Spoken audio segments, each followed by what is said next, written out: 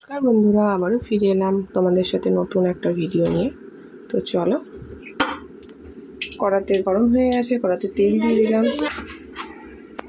তো বন্ধু, তেল গরম হয়ে গেছে।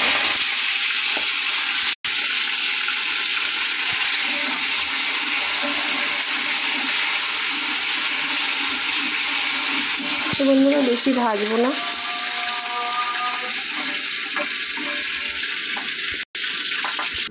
চিংড়ি মাছ ভাজা হয়ে গেছে। এবার পটলগুলো ভেজে নিই। না,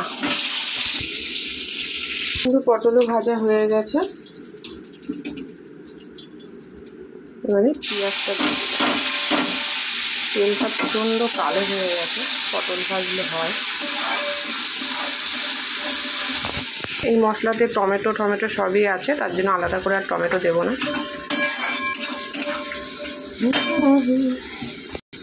ধুয়ে রাখা আলু,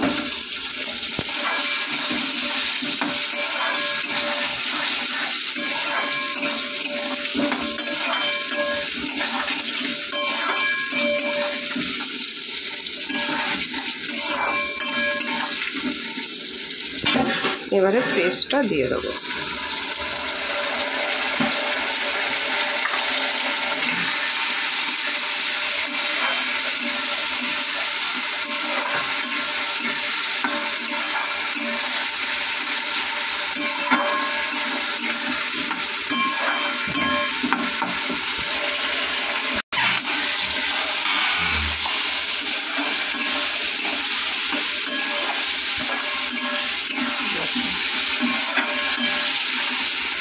সামান্য একটু লবণ,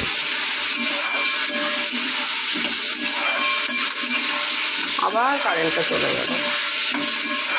ভালোও লাগবে না, সকাল থেকে। সামান্য একটু জল দেবো।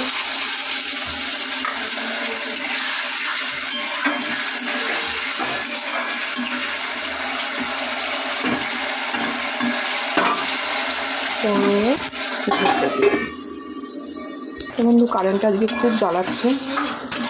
কারেন্টটা এসেছিল, সেইভাবে ছেলেকে খাইয়ে আসলাম, গ্যাস বন্ধ করে রেখেছিলাম।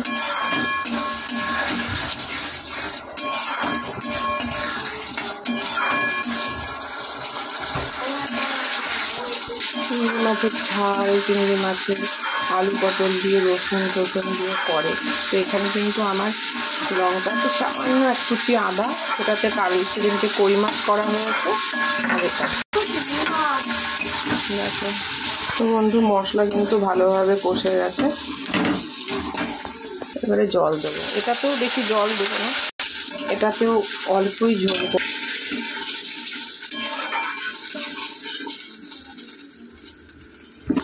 তো বন্ধু দেখো, এবারে পটল আর চিংড়িটা দিয়ে দেবো,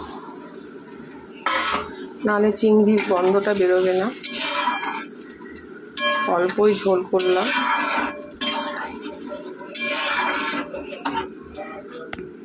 তো বন্ধুরা, ঢেকে দেবো কমিয়ে ঢাকার পর ঝোল শুকিয়ে গেলে একেবারে গরম মশলা দিয়ে গরম গরম ভাতে পরিবেশন করলে দারুণ লাগবে।